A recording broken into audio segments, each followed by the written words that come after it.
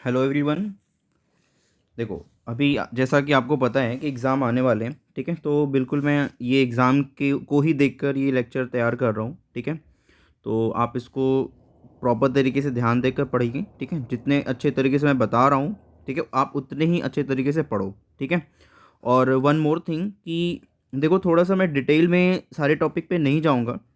Just मैं revision और एक जल्दी जल्दी आपका क्विकली कवर हो जाए ऑलमोस्ट टॉपिक, है ना, उसके पर्पज़ से बना रहा हूँ। बट एक भी टॉपिक मैं छोड़ूंगा नहीं, ठीक है ना, जो भी आपके एग्ज़ाम में आने वाले हैं, ठीक है। बट आपका क्या है कि अगर जो भी टॉपिक, अगर आपको थोड़ा सा डिटेल में जाना है या जो भी चीज़ पूछनी है तो आप पूछ लेना मैसेज करके, ठीक है। चलो अभी स्टार्ट करते हैं। सबसे पहला चैप्टर है आपका ऑर्गेनिक का, वो है आपका halo alkane. Halo alkane and hello arene. And hello arenes, ठीक है। देखो, कुछ मैं बेसिक पॉइंट्स पे डिस्कस कर दे रहा हूँ, ठीक है, जिससे आपको आसानी हो। जिनको नहीं पता है उसको उनको पता चल जाएगा, ठीक है। देखो, सबसे पहले हम बात करेंगे कार्बन के हाइब्रिडाइजेशन की बात करेंगे। देखो, जैसा कि आपको पता है कि कार्बन 4 बॉन्ड बनाता है। कितने बॉन्ड बनाता है? 4 बॉन्ड बनाता है, ठीक है ना। तो ये 4 बॉन्ड क्या कर सकता है? ये चारों सिंगल बना सकता है बॉन्ड, या क्या कर सकता है, एक डबल दो सिंगल बना सकता है, या क्या कर सकता है, ये दोनों डबल बना सकता है, ठीक है। या एक क्या कर सकता है, एक ट्रिपल बॉन्ड बना सकता है और एक सिंगल बॉन्ड बना सकता है, ठीक है। ये बात समझ आ गई होगी आपको, ठीक है। अब देखो, अगर आप हाइब्रिडाइजेशन की बात करोगे ना, तो आप यहाँ पे हाइब्रिडाइजेशन को बता सकते हो। कैसे बता सकते हो हाइब्रिडाइजेशन को? यहाँ पे हाइब्रिडाइजेशन को बता सकते हो, ये sp3 हाइब्रिडाइजेशन होता है, ठीक है। ये sp2 होता है आपका। ये आपका क्या होगा? sp होगा और ये sp होगा, ठीक है ना। हाइब्रिडेशन किसके बेसिस पे होता है आपका? ये हाइब्रिडेशन वाला जो पार्ट है वो सिग्मा बॉन्ड के बेसिस पे होगा। किसके बेसिस पे होगा? सिग्मा बॉन्ड के बेसिस पे, ठीक है ना। आप ये ध्यान रखना कि अगर sp3 हाइब्रिडेशन है तो वहाँ पे 4 सिग्मा बॉन्ड होंगे। अगर sp2 है तो वहाँ पे 3 सिग्मा बॉन्ड होंगे, और sp है तो वहाँ पे क्या होगा? 2 सिग्मा बॉन्ड होगा। तो ये 3 पॉसिबल है ना, 3 ही है, सॉरी, वो एक्स्ट्रा सेम ही है, ठीक है। तो ये 3 पॉसिबल है ना, क्या करता है? हाइब्रिडेशन को शो करता है कौन? कार्बन, ठीक है। इसके अलावा और कोई हाइब्रिडेशन शो नहीं करता है। बात समझ आ गई ना? तो कार्बन के लिए ये चीज़ आप ध्यान रखना है, ठीक है। अब यहाँ पे डबल बॉन्ड में अब जो सिंगल बॉन्ड बना सकते हैं वो सिंगल बॉन्ड वाले एटम हो सकते हैं, लाइक हाइड्रोजन, ठीक है। डबल बॉन्ड में क्या होगा? लाइक ऑक्सीजन हो सकता है ना। बाकी नाइट्रोजन भी हो सकता है, जो भी मल्टीपल बॉन्ड फॉर्म कर सकते हैं, ठीक है ना। तो बात समझ आ गई तो ध्यान रखना। बाकी सिग्मा बॉन्ड तो काउंट करना आता है आपको, है ना। वो भी मैं बता दे रहा हूँ आपको, यहाँ पे लिख ही दे रहा हूँ, ठीक है। देखो, सिंगल बॉन्ड में एक सिग्मा होता है, डबल बॉन्ड में एक सिग्मा एक पाई होता है, और ट्रिपल बॉन्ड में आपका एक सिग्मा दो पाई होता है। तो जैसा कि मैंने आपको बता रखा है यहाँ पे कि हाइब्रिडाइजेशन के लिए आपको सिर्फ और सिर्फ सिग्मा बॉन्ड का ध्यान रखना है, तो आप सिग्मा बॉन्ड को ही ध्यान रखोगे, ठीक है ना। तो देखो, यहाँ पे अगर आप यहाँ पे चेक करोगे तो एक सिग्मा, दो सिग्मा, तीन सिग्मा, चार सिग्मा, 4 सिग्मा, ठीक है, sp3। एक सिग्मा एक sigma, 3 sigma sp2, 2 sigma sp, ठीक है। यहाँ पे भी 2 सिग्मा, ये भी sp हो गया, है ना। तो देखो कितना ईजी है कि नहीं। तो इस चीज़ को आप ध्यान रखना। अब ये चीज़ ज़रूर काम आने वाली है। हाइब्रिडेशन का बहुत बड़ा रोल है। आप प्रॉपर्टी डिस्कस करते हो, बहुत सारे पॉइंट को डिस्कस करते हो, तो वहाँ पे हाइब्रिडेशन का पता होना बहुत ज़रूरी है, ठीक है। यहाँ पे इलेक्ट्रोनेगेटिव पार्ट भी आप समझ सकते हो, है ना। यहाँ पे जो इलेक्ट्रोनेगेटिव पार्ट है उसको भी समझ सकते हो। कैसे समझ सकते हो? देखो, अगर इलेक्ट्रो नेगेटिविटी की बात करें तो सबसे ज़्यादा इलेक्ट्रोनेगेटिव कौन होता है? sp। जहाँ पे s कैरेक्टर ज़्यादा होगा ना, वहाँ पे वो इलेक्ट्रोनेगेटिव ज़्यादा होगा, है ना। तो s कैरेक्टर मोर, है ना, यहाँ पे क्या आपका मोर एस कैरेक्टर, मोर एस कैरेक्टर। एस कैरेक्टर का मतलब समझते हो ना। टोटल sp है तो आपका क्या होगा? 100% में sp टोटल है तो एक s 50% होगा, p 50% होगा, है ना। तो यहाँ 50% है, यहाँ पे ध्यान रखना। यहाँ पे कितना आपका 50% है एस कैरेक्टर। यहाँ पे कितना आपका 33.33% है, ठीक है। और यहाँ पे अगर देखोगे तो 25% है ना। तो एस कैरेक्टर का रोल है, मैं आगे बताऊँगा, ठीक है। फिलहाल आप इस चीज़ को ध्यान रखो। तो सबसे ज़्यादा जो होता है इस कैरेक्टर वो sp में होता है, यानी ट्रिपल बॉन्ड या डबल बॉन्ड आते हैं। तो बात समझ आ गई, तो इसे ध्यान रखना है, ठीक है। तो ईजी है ना। चलो अब आगे बढ़ते हैं। देखो, अब हम बात करेंगे यहाँ पे, डायरेक्टली आएंगे, कुछ पॉइंट और डिस्कस करेंगे। जैसे हम टाइप्स ऑफ एल्काइल ग्रुप की बात करेंगे, ठीक है। Types of alkyl. देखो, अब हम यहाँ पे डिस्कस करेंगे allylic, allylic, vinylic, allylic vinylic के बारे में डिस्कस करेंगे, ठीक है। और इसके बाद से हम डिस्कस करेंगे आपका एलाइलिक विनाइलिक बेंजाइलिक, या जो कॉमन चीज़ें हैं ना उनको मैं एक साथ कर दे रहा हूँ, एलाइलिक और बेंजाइलिक, ठीक है। एलाइलिक और बेंजाइलिक को एक साथ कर दे रहा हूँ, ठीक है। और ये एक्चुअली कार्बन का ही होता है। अब हेलोजन पढ़ रहे हो आप यहाँ पे है तो हैलाइड लिख सकते हो, ठीक है। एलाइलिक हैलाइड की बात कर लेंगे यहाँ पे, allylic halides, benzylic halides, halides. और इसके बाद आपका जो आएगा वो विनाइलिक आएगा, विनाइलिक हैलाइड्स। फिर आएगा आपका एरोमेटिक हैलाइड्स। क्या आएगा आपका? एरोमेटिक, एरोमेटिक हैलाइड आएगा। एरोमेटिक हैलाइड्स को आप ऐसे भी कह सकते हो, एरीन भी कह सकते हो, ठीक है। हेलो एरीन कह सकते हो आप, है ना, और हेलो एरीन कह सकते हो, ठीक है। बात समझ आ गई? अब देखो, ध्यान देना है बस, कुछ पॉइंट ध्यान रखना है, बाकी बहुत आसान है। देखो एलाइलिक में क्या ध्यान रखना आपका, कि देखो कभी भी कार्बन जो लिंक होता है हमारा, ठीक है, तो जो हेलोजन ग्रुप जुड़ रहा है वो क्या हो, कि वो डबल बॉन्ड के बाद सिंगल बॉन्ड और ऐसे होगा। मतलब आप अगर हाइब्रिडाइजेशन पे अगर यहाँ पे ध्यान दोगे तो देखो इस तरीके से आएगा यहाँ पे, कि ये जो पार्ट है यहाँ पे sp3 हाइब्रिडाइजेशन होगा और ये जो पार्ट होगा sp2 होगा, ठीक है। तो इसको हम बोलते हैं एलाइलिक हैलाइड्स, है ना। मतलब जो हेलोजन है जिस कार्बन से जुड़ रहा है ना, जो हेलोजन आपका जो है जिस कार्बन से जुड़ रहा है वो डायरेक्टली sp3 से जुड़ा होना चाहिए, उसका नेबरिंग कार्बन जो होना चाहिए, है ना, वो क्या होना चाहिए? sp2 हाइब्रिडाइज होना चाहिए। अब बाकी हाइब्रिडाइजेशन निकालने का तरीका तो मैंने आपको बता दिया, है ना। बात समझ आ गई कि नहीं आ गई? तो इसको ध्यान रखना है। अब देखो अगर इसको आप चाहो तो बैलेंस कर लो। देखो बैलेंस करोगे तो क्या आएगा यहाँ पे? CH2 CH और यहाँ पे CH2, ठीक है ना। तो X जो है आपका इस तरीके से जुड़ा होना चाहिए कि यहाँ पे sp3 हाइब्रिडाइज है, ठीक है। बेंजाइलिक में भी ऐसे ही सेम होगा, बेंजाइलिक में भी सेम होगा, बस एक बेंजीन ग्रुप आ जाएगा, ठीक है। आपका इसमें बेंजीन ग्रुप आ जाएगा, ठीक है। ये देखो ये आपका हो गया, और आप इसमें CH2 ऐसे जोड़ दो और ये X देखो यहाँ पे है ना। अब बेंजीन का हर एक कार्बन क्या होता है? बेंजीन का अगर बेंजीन के अगर आप हर एक कार्बन की बात करोगे तो वो sp2 हाइब्रिडाइज होता है। अब देखो यहाँ पे बट X जो है डायरेक्टली sp2 से ना जुड़ के किससे जुड़ा हुआ है? यहाँ पे जुड़ा हुआ है sp3 वाले से जुड़ा है ना, बट उसका नेबरिंग sp2 आ गया, तो इसी वजह से क्या आपका ये बेंजाइलिक है। बात समझ आ गई ना? एक और एग्जांपल दे सकते हो, जैसे एक और एग्जांपल दे सकते, मतलब ये तो आपका एलाइलिक है, ये एलाइलिक वाला पार्ट हो गया और ये बेंजाइलिक हो गया, है ना। तो बेंजाइलिक तो ये ग्रुप है आपका, ठीक है। इसके अलावा आप और एक चीज़ ध्यान रख सकते हो, क्या वो है? ऐसे भी ध्यान रख सकते हो। देखो एक चीज़ ध्यान रखना, यहाँ पे जो डबल बॉन्ड होता है यहाँ पे, ठीक है, अब यहाँ पे एक्स अगर डायरेक्टली जुड़ जाएगा तो इसको भी हम एलाइलिक बोलेंगे, इसको भी हम क्या बोलेंगे? एलाइलिक बोलेंगे। तो ये बात समझ आ गई? तो ये पार्ट आपका एलाइलिक हो गया, है ना। तो ये चीज़ ध्यान रखना है आपको, ठीक है। ऐसे ही आपका विनाइलिक वाला पार्ट होगा। विनाइलिक वाले में क्या ध्यान रखना है आपका? विनाइलिक वाले में आपको ये ध्यान रखना है कि जो कार्बन है यानी जो हेलोजन ग्रुप है वो उस कार्बन से जुड़ेगा जिस पे sp2 होगा। यानी अभी देखो यहाँ पे x यहाँ से जुड़ रहा है ना, अब sp2 से जुड़ जाएगा डायरेक्टली। तो ये देखो यहाँ पे C डबल बॉन्ड C, ये x जुड़ गया।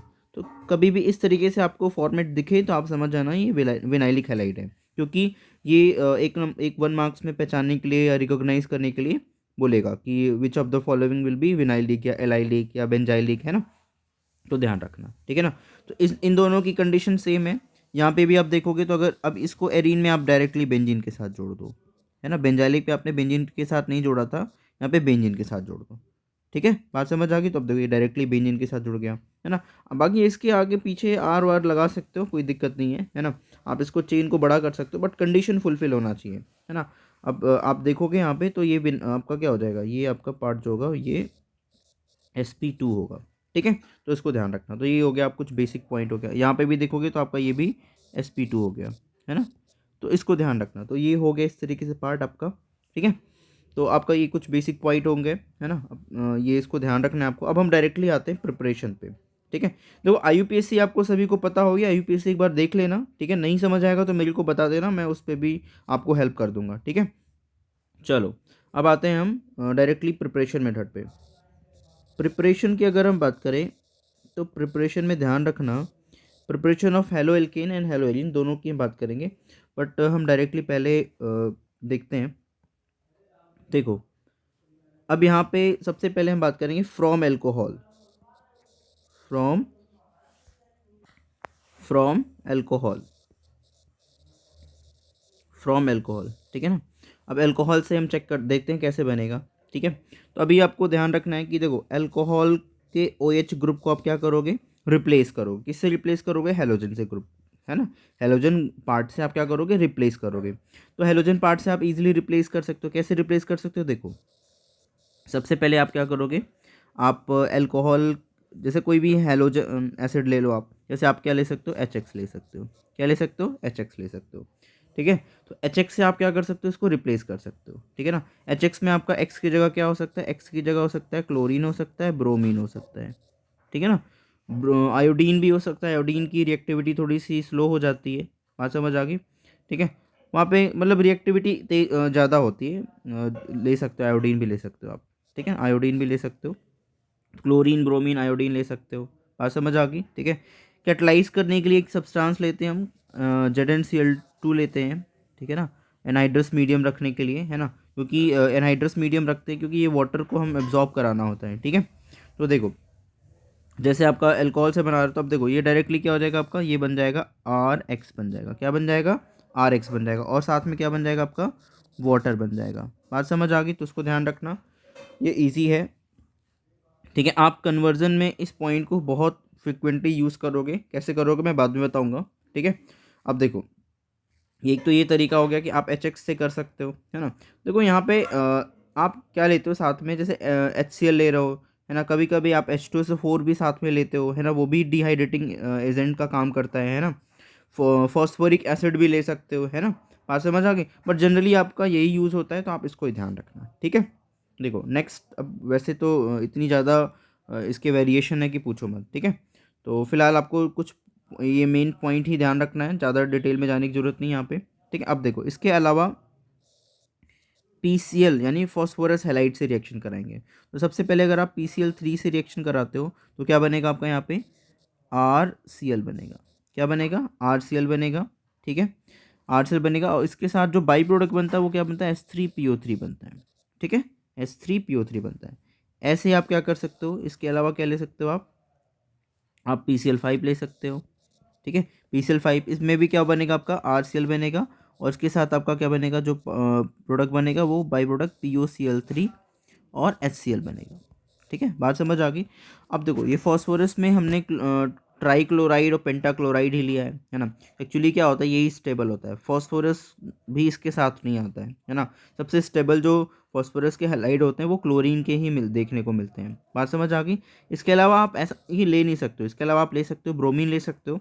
बट क्या होता है कि आप ब्रोमीन PbR3 जो होता है वो डायरेक्टली स्टेबल नहीं होता है ना। तो आप क्या करते हो यहाँ पे कि आप इसको रिएक्शन मिक्सचर में ही बनाते हो। क्या करते हो आप, रिएक्शन मिक्सचर में ही बनाते हो, है ना। तो रिएक्शन मिक्सचर में बनाते हो या फॉस्फोरस और ब्रोमीन को मिक्स करोगे तो क्या बन जाएगा आपका, ये बन जाएगा। जैसे ही बनेगा वो ऐसे ही अल्कोहल क्या करेगा, ब्रोमीन के साथ रिएक्ट करके RBr बना लेगा और साथ में अगेन H3PO3 इसके साथ बनेगा ही बनेगा, ठीक है। ऐसे आप आयोडीन का ले सकते हो, है ना, P+I2 भी ले सकते हो। बात समझ आ गई कि नहीं आ गई, तो ये ध्यान रखना, ठीक है। तो ये आपके प्रिपरेशन मेथड है। एक और मेथड है आपका, है ना, हम आगे मैं बता देता हूँ, उसको अलग से बता देता हूँ। देखो आप थायोनिल क्लोराइड से बना सकते हो। जैसे क्या कर सकते हो, जैसे अल्कोहल की रिएक्शन किससे कराई आपने, थायोनिल क्लोराइड। थायोनिल क्लोराइड किसको बोलते हैं, SOCl2 को बोलते हैं। किससे को बोलते हैं, SOCl2 को। ये प्रिपरेशन मेथड इंपॉर्टेंट है, तो इसको ध्यान रखना, ठीक है। SOCl2 इसको क्या बोलते हैं, थायोनिल क्लोराइड बोलते हैं। क्या बोलते हैं, थायोनिल क्लोराइड बोलते हैं, ठीक है। तो इससे भी रिएक्शन करा सकते हो। जैसे इससे रिएक्शन कराओगे तो क्या बनेगा आपका, RCl बनता है। क्या बन जाता है आपका, RCl बन जाएगा। और इसके साथ साथ SO2 बनता है। क्या बनता है, SO2 बनता है। और साथ में ही आपका HCl बनता है। क्या बन जाता है, HCl बन जाता है। अब इंपॉर्टेंट पॉइंट ये है कि ये भी गैसेस स्टेट में बनता है और ये भी गैसेस स्टेट में बन जाता है ना।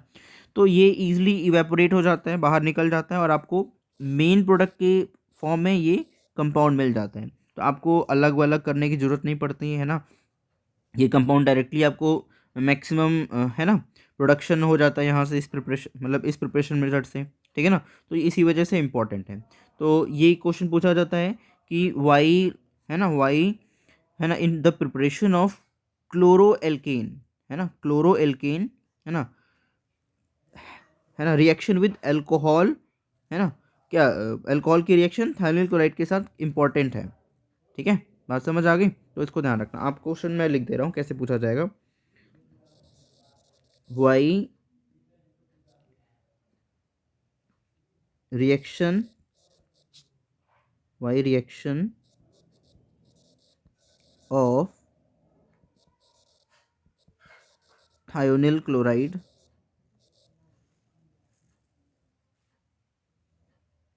is preferred for the preparation of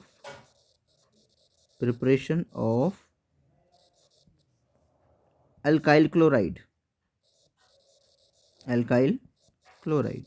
तो आप सिंपल आंसर क्या दोगे यहाँ पे, आप सिंपल आंसर क्या दोगे यहाँ पे, आप आंसर दोगे कि बिकॉज, है ना, आप क्या आंसर दोगे, because by product are gaseous product.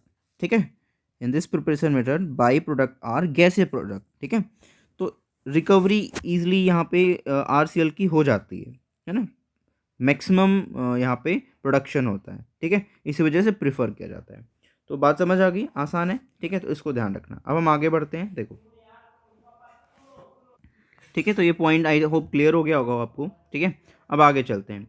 देखो, अब यहाँ पे ध्यान रखना है, कुछ पॉइंट आपको यहाँ पे ध्यान रखना है। क्या, जो रिएक्टिविटी होता है ना, जो रिएक्टिविटी है ना, रिएक्टिविटी, है ना, रिएक्टिविटी जो होगी यहाँ पे, रिएक्टिविटी, रिएक्टिविटी ऑर्डर जो होगा अल्कोहल का, है ना, रिएक्टिविटी ऑर्डर ऑफ अल्कोहल। तो ये ध्यान रखना आप कि जो 3 डिग्री अल्कोहल होगा वो बहुत ही तेज़ी से रिएक्शन करेगा, 2 डिग्री, फिर 1 डिग्री। बात समझ आ गई। तो सबसे कम रिएक्टिव जो होगा इस रिएक्शन के लिए वो 1 डिग्री अल्कोहल होगा। डिग्री तो सभी को पता है ना। ठीक है, प्रॉब्लम होगी तो मेरे को बता देना। ठीक है, तो रिएक्टिविटी ऑर्डर ऑफ अल्कोहल ये होगा, ये चीज़ ध्यान रखना। और दूसरे पॉइंट क्या ध्यान रखना आपको, रिएक्टिविटी, है ना, रिएक्टिविटी ऑर्डर ऑफ एसिड, है ना, हेलिक एसिड। तो हेलिक एसिड का भी ध्यान रखना है। हेलिक एसिड किसको बोलते हैं, है ना, हेलोजन एसिड को ही बोलते हैं। ठीक है, तो इनका भी ध्यान रखना है। इसमें एच आई सबसे ज़्यादा रिएक्टिव होगा, H I, H B R. ठीक है, और एच सी एल। बात समझ आ गई। एच एफ के साथ रिएक्शन नहीं देखते हैं क्योंकि वो बहुत ही मतलब क्या होता है, हाईली एक्सोथर्मिक रिएक्शन होता है। ठीक है ना, तो उसके साथ रिएक्शन नहीं देखते हैं। ठीक है, तो यहाँ पे ये रिएक्टिविटी ऑर्डर, तो ये दोनों ही पॉइंट आपको ध्यान रखना है, इस पे बेस्ड क्वेश्चन बन सकता है। ठीक है, तो आप ये ध्यान रखना। तो ये चीज़ हो गई आपकी प्रिपरेशन। ठीक है, अब इसके बाद जो हमारा पार्ट आता है वो हेलोजिनेशन, मतलब हेलोजन एक्सचेंज आएगा। ठीक है, इसके बाद जो पार्ट है हमारा वो हेलोजन एक्सचेंज है। ठीक है, हेलोजन एक्सचेंज नेमिंग रिएक्शन है, ये इंपॉर्टेंट है। देखो, हेलोजन एक्सचेंज की बात करते हैं।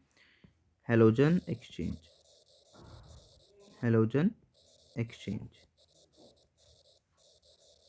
ठीक है, हेलोजन एक्सचेंज की बात करते हैं। ठीक है, अगर हेलोजन एक्सचेंज की बात करें तो आप देखो, हेलोजन एक्सचेंज में क्या है कि एक एल्काइल हैलाइड से दूसरा एल्काइल हैलाइड बना रहे हो, मतलब आपके पास एल्काइल हैलाइड ऑलरेडी है ना, बट एक एल्काइल हैलाइड से आप क्या कर रहे हो, दूसरा एल्काइल हैलाइड बना रहे हो। बात समझ आ गई। तो ईजी है। देखो, एक में एक जो पार्ट है आपका, है ना, ये दोनों नेमिंग रिएक्शन होता है, ध्यान रखना। ठीक है, एक में क्या करते हैं हम एल्काइल हैलाइड से, एल्काइल हैलाइड की रिएक्शन जो होता है हम, अब देखो ये जो प्रिपरेशन है वो स्पेशली आयोडो एल्केन बनाने के लिए, किसके लिए, आयोडो एल्केन बनाने के लिए। तो इसमें क्या करते हो आप कि एल्काइल हैलाइड की रिएक्शन NaI से कराते हो, और सिंपल बहुत रिएक्शन है ये डायरेक्टली आयोडीन क्या करता है, एक्स को रिप्लेस कर जाता है और आपका RI प्रिपेयर हो जाता है। ओके, एंड यहाँ पे क्या बन जाएगा, आपका NaX बन जाएगा। ठीक है, नाउ यू कैन टेक, है ना, एक्स की जगह क्या ले सकते हो, है ना, x can be here chlorine, इधर क्लोरीन और ब्रोमीन, है ना। अब आई तो ले नहीं सकते क्योंकि वही तो बनाना है ना, बात समझ आ रही है। तो यहाँ पे कोई सा भी ले सकते हो। ठीक है, तो इसको ध्यान रखना। तो आप ये रिएक्शन याद रख सकते हो। And this reaction is known as, and this reaction is known as Finkelstein. क्या बोलते हैं इसको, फिंकलस्टीन बोलते हैं। ठीक है, फिंकलस्टीन रिएक्शन बोलते हैं, ठीक है, फिंकलस्टीन रिएक्शन बोलते हैं, तो इसको आप ध्यान रखना, ठीक है, इजी है बहुत ही, है ना। तो आप ध्यान रखना है यहाँ पे। सेकंड जो पार्ट है हेलोजन एक्सचेंज का, वो है आपका, वो है फॉर द प्रिपरेशन ऑफ, देखो अभी हमने फ्लोरो एल्केन की प्रिपरेशन नहीं पढ़ी थी, है ना, तो फ्लोरो एल्केन की रिएक्शन इंपॉर्टेंट है यहाँ पे। देखो इसमें भी आप क्या कर सकते हो कि एल्काइल हैलाइड की रिएक्शन करा सकते हो, किससे, एल्काइल हैलाइड की रिएक्शन करा सकते हो यहाँ पे सिल्वर फ्लोराइड से करा सकते हो, आर एक्स रिएक्ट कर सकता है आपका यहाँ पे सिल्वर फ्लोराइड से कर सकता है यहाँ पे। देखो AgF के साथ रिएक्शन करा सकते हो। AgF के अलावा आप क्या ले सकते हो यहाँ पे, ध्यान रखना कि है ना, मर्क्यूरियस फ्लोराइड ले सकते हो, Hg2F2 ले सकते हो, है ना, है ना, यहाँ पे स्ट्रॉन्टियम भी चलता है ना, तो बाकी ये दो ध्यान रखो, इनफ है, ठीक है। तो इस तरीके से पूछेगा नहीं क्या क्या यूज़ कर सकते हैं, बट आप दो चीज़ बता दोगे, इनफ है, ठीक है। अब इसकी रिएक्शन जैसे कराओगे, ये क्या बन जाएगा आपका यहाँ पे, अब आप क्या एक्सचेंज कर दो, है ना, तो क्या बन जाएगा आपका यहाँ पे, ये बन जाएगा आपका RF बन जाएगा, क्या बन जाएगा RF, और बाकी जो X पार्ट है वो AgX बन जाएगा, अगर Ag है, और अगर आपका क्या है मरकरी ले रहे हो आप, तो क्या बन जाएगा वहाँ पे Hg2X2 बन जाएगा, सिंपल, है ना। बात समझ आ गई कि नहीं आ गई, तो ये ध्यान रखना। तो ये आपका रिएक्शन है, तो specially this reaction is for fluoroalkane. आप एग्जाम्पल ले सकते हो कोई सा भी, जैसे एग्जाम्पल ले लो, जैसे CH3CH2Cl, इसकी रिएक्शन आपने किससे कराई, AgF से कराई, है ना, AgF से कराई, तो यहाँ पे क्या बन जाएगा आपका CH3CH2, है ना, F बन जाएगा, और आपका बन जाएगा AgCl बन जाएगा, ठीक है ना, समझ आ गई बात। तो ये ध्यान रखना। तो इस तरीके से फ्लोरो इथेन आप बना सकते हो, है ना। आप ऐसे मर्करी लोगे तो आपका Hg2Cl2 बन जाएगा, ठीक है ना। तो ये ध्यान रखना, और this is also a naming reaction, इसी वजह से ये इंपॉर्टेंट है। This is known as, this reaction is called Swarts reaction. क्या बोलते हैं इसको हम, स्वार्ट्स रिएक्शन बोलते हैं, ठीक है ना, स्वार्ट्स रिएक्शन, ठीक है। बात समझ आ गई कि नहीं आ गई, तो ये ध्यान रखना, ठीक है। This one is known as Swarts reaction. तो ईजी है, देखो, है ना, आप इसको ईजिली क्या कर सकते हो, इसको ध्यान रख सकते हो, ठीक है। तो देखो आसान है ये, है ना। तो अभी आप ध्यान रखना, फिंकलस्टीन कौन सा होगा, फॉर प्रिपरेशन ऑफ आयोडोएल्कीन, किसके लिए होगा, आयोडोएल्कीन के लिए, ठीक है। आप क्या कर सकते हो, सोडियम आयोडाइड के साथ रिएक्शन कराओगे, और नोन एज फिंकलस्टीन। इसके अलावा स्वार्ट्स रिएक्शन फॉर फ्लूरोएल्कीन, तो स्पेसिफिक है, इसी वजह से इंपॉर्टेंट है, ठीक है। तो बात समझ आ गई, तो उसको ध्यान रखना। अब इसके अलावा आ जाओ, अब आते हैं हम फ्रॉम एल्कीन, ठीक है। नेक्स्ट प्रिपरेशन मेथड जो है वो आपका है फ्रॉम एल्कीन, फ्रॉम एल्कीन। अब एल्कीन से आपको प्रिपरेशन करना है। एल्कीन में देखो, अब कोई सा भी एल्कीन ले लो, जैसे आपने सबसे जो सिंपलेस्ट एल्कीन है वो इथीन ले लिया, क्या ले लिया आपने, इथीन, ठीक है। आप इसमें एडिशन रिएक्शन के थ्रू कराते हो, है ना, दो चीज़ें एडिशन रिएक्शन में करा सकते हो। देखो एक तो आप क्या करा सकते हो, डायरेक्टली हेलोजिनेशन करा सकते हो, X2, है ना, डायरेक्टली आप क्या कर सकते हो यहाँ पे, हेलोजिनेशन करा सकते हो, है ना, X2 का करा सकते हो। तो जब X2 का हेलोजिनेशन कराओगे तो क्या बनेगा यहाँ पे, ये बनेगा आपका एक एक एक्स, है ना, एक बॉन्ड ब्रेक हो जाएगा यहाँ पे आपका, CH एक एक एक्स यहाँ पे इस तरीके से आ जाएगा, तो आपका डाई हैलाइड बन जाएगा, क्या बन जाएगा आपका, डाई हैलाइड बन जाएगा। बात समझ आ रही कि नहीं आ रही अभी, इस तरीके से आपका डाई हैलाइड बन गया, है ना, इजी है। बात समझ आ रही कि नहीं आ रही, ठीक है, डाई हैलाइड बन गया, है ना। तो अब यहाँ पे आप क्या कोई एग्जांपल ले सकते हो, जैसे आपने क्या किया, क्लोरीन ले लिया तो ClCl आ जाएगा, ब्रोमीन लोगे तो ब्रोमीन ब्रोमीन आ जाएगा। बात समझ आ गई कि नहीं आ गई, तो ये चीज़ ध्यान, अब ये प्रिपरेशन मेथड ज़्यादा पूछी नहीं जाती है ना, कोई खास इंपॉर्टेंट नहीं है, और ईजी भी है वैसे भी, ठीक है, ये ईजी भी है, ठीक है। तो अब सिमेट्रिकल है, आप कहीं पे भी जोड़ सकते हो, है ना, ब्रोमीन तो क्लोरीन कुछ भी लोगे वो सिमेट्रिकल ही होगा, ठीक है। बट इसके अलावा जो एडिशन रिएक्शन आती है वो क्या, जो हाइड्रोजन हैलाइड की होती है, किसकी होती है, हाइड्रोजन हैलाइड की। हाइड्रोजन हैलाइड में मतलब क्या होता है, जैसे आपका HCl हो गया, क्या हो गया आपका HCl। तो अगर आप HCl जोड़ रहे हो तो अब यहाँ पे क्या होगा कि अब ये आपका जो एल्कीन है इसकी सिमेट्री चेक करनी पड़ेगी, है ना, ये सिमेट्रिकल है या नहीं है। तो अब ये सिमेट्रिकल है आपका, तो अब किसी भी साइड जोड़ोगे तो कोई दिक्कत नहीं है ना, ईजी है। आपका यहाँ पे क्या, एक साइड हाइड्रोजन जोड़ दिया आपने, आपने क्या जोड़ दिया यहाँ पे, एक साइड हाइड्रोजन जोड़ दिया, ठीक है, एक साइड आपने हाइड्रोजन जोड़ दिया, ठीक है। दूसरी साइड आप क्या कर दो, क्लोरीन जोड़ दो। तो देखो CH2, अब देखो एक बॉन्ड हटा दिया हमने, और यहाँ पे हमने क्या जोड़ दिया, यहाँ पे जोड़ दिया हाइड्रोजन, और यहाँ पे जोड़ दिया क्लोरीन, ठीक है, इजी है। अब इसमें तो कोई दिक्कत नहीं है जब सिमेट्री है, बट प्रॉब्लम कहाँ आती है ना, चीज़ें कहाँ डिफरेंट होती हैं, वहाँ पे जहाँ पे अनसिमेट्री होता है। तो अनसिमेट्री के लिए क्या करेंगे, जैसे हमने कोई कंपाउंड लिया जो अनसिमेट्रिक था, वो क्या आपका एल्कीन लिया, C H double bond CH2। अब दिस इज अनसिमेट्रिकल, अब अनसिमेट्रिकल है, तो अब यहाँ पे मान लो आप HBr जोड़ते हो या HCl जोड़ते हो, है ना। तो इन सच केस क्या होगा, there will be to possibilities, है ना। क्या पॉसिबिलिटी होगा, देखो एक तो आपका बनेगा, एक तो या तो आपका क्या होगा, एक, अब जहाँ पे दो कार्बन ना, यहाँ पे देखो दो कार्बन है आपके यहाँ पे, तो यहाँ पे आपका 1 कार्बन है, यहाँ पे 2 कार्बन है ना। यहीं पे डबल बॉन्ड है, अब बाकी उससे तो मतलब नहीं है, वहाँ पे तो ब्रोमीन जुड़ेगा नहीं, या तो हाइड्रोजन जुड़ेगा नहीं, क्योंकि जहाँ पे डबल बॉन्ड है वही ब्रेक होगा, वहीं से जुड़ेगा। तो देखो अब यहाँ पे देखो जरा, यहाँ पे ध्यान से, कि यहाँ पे देखोगे तो CH3CH, है ना, CH3CH, ठीक है, CH3CH। अब अगर आप मान लो 1 पे जोड़ते हो, तो एक तो आपका ये बन गया, और दूसरे वाले पे हाइड्रोजन जुड़ जाएगा, तो ये CH3 बन गया। और अगर 2 पे ब्रोमीन को जोड़ते हो, तो आपका क्या बनेगा, यहाँ पे CH2 हो जाएगा, और वहाँ पे क्या हो जाएगा, ब्रोमीन आ जाएगा, ऐसे इस तरीके से ब्रोमीन आ जाएगा। बात समझ आ गई कि नहीं आ गई, तो ये ध्यान रखना। तो यहाँ पे दो प्रोडक्ट आपके बन रहे हैं, बट क्या होगा कि कोई एक मेजर होगा और एक माइनर होगा, कोई एक मेजर होगा एक माइनर होगा।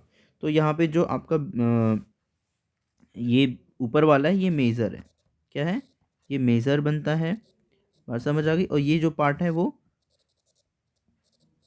माइनर बनता है ना। अब इसमें इस चीज़ को आप कैसे एक्सप्लेन करोगे, मेजर वाले को कैसे एक्सप्लेन करोगे, क्यों ये मेजर है। तो इसको एक्सप्लेन के लिए हम करने के लिए मार्कोवनी-कॉप्स रूल देखते हैं। क्या देखते हैं, मार्कोवनी-कॉप्स रूल देखते हैं, ठीक है। तो इस पार्ट को कौन एक्सप्लेन करता है, मार्कोवनी-कॉप्स रूल एक्सप्लेन करता है। मार्कोवनी-कॉप्स रूल क्या कहता है, देखो अकॉर्डिंग टू मार्कोवनी-कॉप्स रूल, ठीक है, कि जब भी, है ना, इस तरीके से आपका क्या होता है, टेक पार्ट करता है ना, जब भी आपका क्या होता है कि एडिशन ऑफ हाइड्रोजन हैलाइड होता है ना, इन प्रेजेंस ऑफ, मतलब in presence of unsymmetrical alkene, मतलब ऐसे कह लो अनसिमेट्रिकल एल्कीन में जब भी आपका क्या होगा, हाइड्रोजन हैलाइड जुड़ेगा, तो जो ब्रोमीन है, यानी जो निगेटिव पार्ट है, वो उस कार्बन पे जुड़ता है जहाँ पे लेस नंबर ऑफ हाइड्रोजन हो। तो देखो यहाँ पे लेस नंबर ऑफ हाइड्रोजन यहाँ पे किसके पास है ना, सॉरी। तो लेस नंबर ऑफ हाइड्रोजन कहाँ पे, यहाँ पे है, यहाँ पे लेस नंबर ऑफ हाइड्रोजन बीच वाले पे, यानी 1 कार्बन के पास लेस नंबर है, यानी एक हाइड्रोजन है और दूसरे वाले पे 2 हाइड्रोजन है। तो ब्रोमीन कहाँ जुड़ा, बीच वाले के पास जुड़ा, इसी वजह से ये मेजर है। समझ आ गई बात कि नहीं आ गई, तो इसको ध्यान रखना, ठीक है ना। तो ये पार्ट इंपॉर्टेंट है, इस पे बेस्ड आप देखो, जरूरी नहीं है कि आप एल्कीन में हाइड्रोजन हैलाइड को ही जोड़ो तभी इस चीज़ को ध्यान रखना है, आप वाटर ऐड करोगे तो भी ध्यान रख सकते हो इस चीज़ को, है ना। ऐसे बहुत सारे आप सल्फोनेशन कराओगे, H2SO4 को ऐड करोगे, तो वहाँ पे भी इस चीज़ को ध्यान रख सकते हो। बात समझ आ गई कि नहीं आ गई, तो इसको ध्यान रखना, यहाँ पे मार्कोवनी-कॉप्स रूल यूज़ हो, ठीक है ना। तो ईजी है, बात समझ आ गई। और भी एग्जांपल मैं करवा दे रहा हूँ आपको, और भी एग्जांपल करवा दे रहा हूँ, देखो जैसे आपका एग्जांपल हो गया एक और, ऐसे मतलब बीच में जुड़ेगा ऐसे मत ध्यान रखना आप। जैसे मैंने कोई कंपाउंड लिया यहाँ पे CH3 डबल बॉन्ड CH3, और ये CH3, ये कंपाउंड ले लिया मैंने, आप, है ना, मान लो। तो यहाँ पे अगर आप HBr ऐड कर रहे हो, तो HBr ऐड करोगे तो क्या होगा, अब अगेन यहाँ पे मार्कोवनी-कॉप्स रूल लगाओ। तो जब मार्कोवनी-कॉप्स रूल लगाओगे तो यहाँ पे देखोगे दोनों यहाँ पे अनसिमेट्री जहाँ पे है, जहाँ पे डबल बॉन्ड है, तो वहाँ पे नंबर ऑफ हाइड्रोजन किसके पास कम है, तो इसके पास 0 है और इसके पास क्या है, इसके पास 1 है। तो कौन सा कम है, 0 वाला कम है ना, यानी ब्रोमीन कहाँ जुड़ेगा, यहाँ पे जुड़ेगा। तो आपका जो कंपाउंड बनेगा यही बनेगा, ठीक है। आपको दोनों नहीं दिखाना है, एक ही दिखाना है। यहाँ पे हाइड्रोजन आ गया और यहाँ पे ब्रोमीन आ गया, देखो यहाँ पे ब्रोमीन आ गया। तो बात समझ आ गई कि नहीं आ गई, तो देखो ये इजी पार्ट है ना। तो इस तरीके से मार्कोवनी-कॉप्स रूल को ध्यान रख सकते हो, ठीक है, क्लियर हो गया। तो इसको ध्यान रखना। अब देखो ऐसे ही, है ना, ऐसे ही हमारा क्या है, एंटी मार्कोवनी-कॉप्स रूल आता है। क्या होता है हमारा, एंटी मार्कोवनी-कॉप्स रूल को कब अप्लाई करते हैं, जब ध्यान रखना कि जब भी अनसिमेट्रिकल एल्कीन होगा और वहाँ पे आप क्या ऐड कर रहे हो कि हाइड्रोजन हैलाइड को ऐड कर रहे हो। तो अगर हाइड्रोजन हैलाइड को आप ऐड कर रहे हो in presence of peroxide, peroxide, अब पेरोक्साइड कुछ ढेर सारे होते हैं, बेंजोइल पेरोक्साइड होता है, मतलब जनरली लिखेगा वहाँ पे पेरोक्साइड, या आप ऐसे ध्यान रखो कि एरो के ऊपर कोई कंपाउंड लिख दिया ना, ऐसे ध्यान रखो, तो यानी वो रिएजेंट है, कोई प्रेजेंट है, तो उसके प्रेजेंस में ऐड होगा ना, तो मार्कोवनी-कॉप्स रूल में जो मेजर प्रोडक्ट बनता था ना वो माइनर बनेगा, जो वहाँ पे माइनर था वो यहाँ पे मेजर बनेगा। उल्टा करना है, एक चीज़ ध्यान रखना है बस, और यहाँ पे आपको उल्टा बना देना। तो आप उल्टा बनाओगे तो क्या बन जाएगा यहाँ पे आपका CH3CH2 और CH2Br, ये बन गया ना। बात समझ आ गई कि नहीं आ गई? तो ये ध्यान रखना है, ठीक है। और ध्यान रखना है कि एंटी मार्कोवनी कॉप्स रूल के लिए एक पॉइंट आपको ध्यान रखना है। क्या ध्यान रखना है? देखो जो भी पॉइंट यहाँ पे बता रहा हूँ आपको ना, इसको ध्यान रखना, ठीक है। जो भी पॉइंट्स आपको मैं बता रहा हूँ इसको ध्यान रखना। देखो इसमें ध्यान ये रखना है कि ओनली HBr टेक पार्ट, है ना, HBr टेक पार्ट, या ओनली HBr, है ना, only HBr participate in reaction,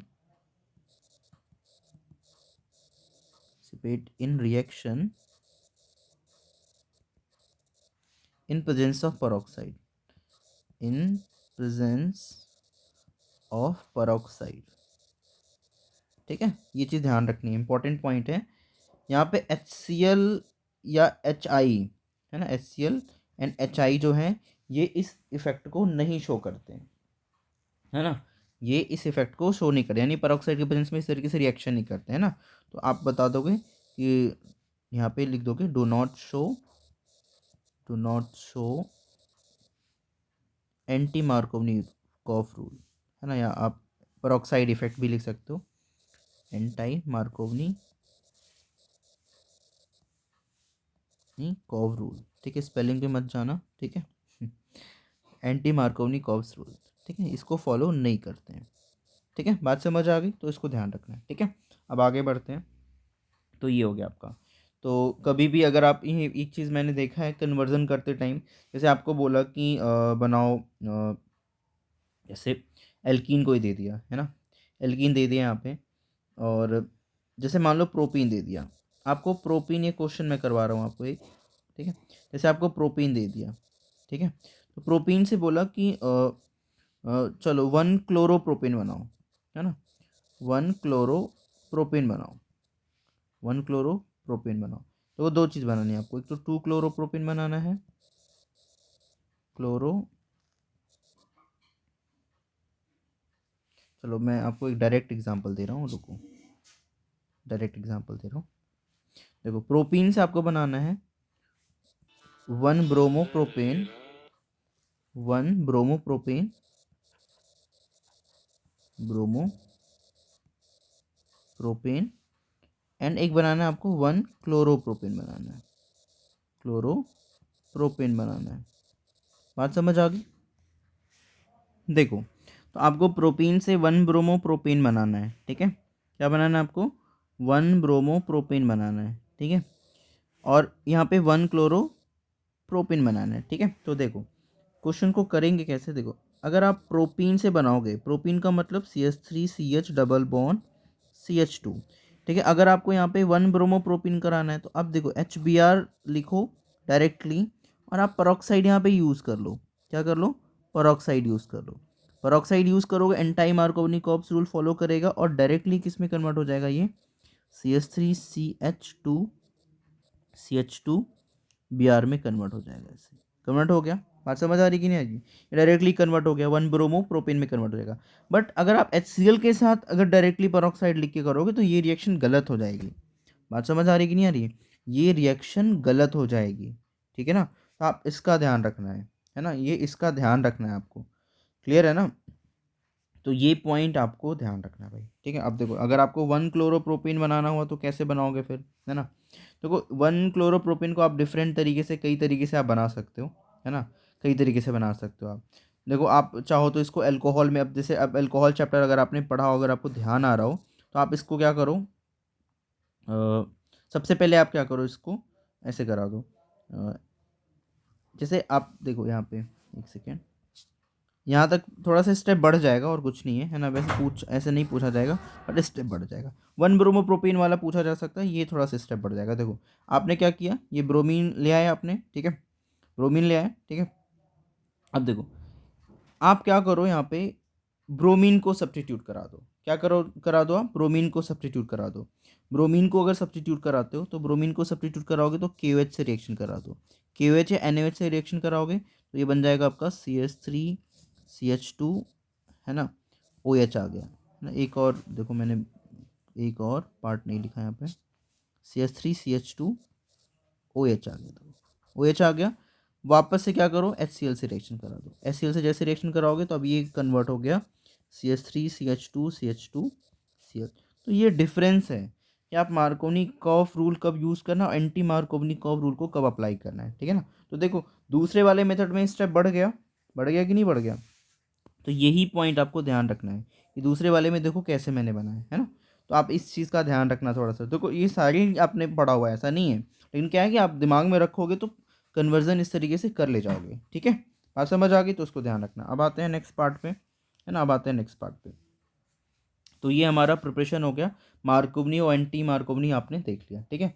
देखो अभी आपका क्या है, ये पार्ट कवर हो गया थोड़ा सा। आज मैं इतना ही रहने दे रहा हूँ, है ना। बाकी मैं नेक्स्ट वीडियो आपको कल प्रोवाइड करा दूंगा, ठीक है।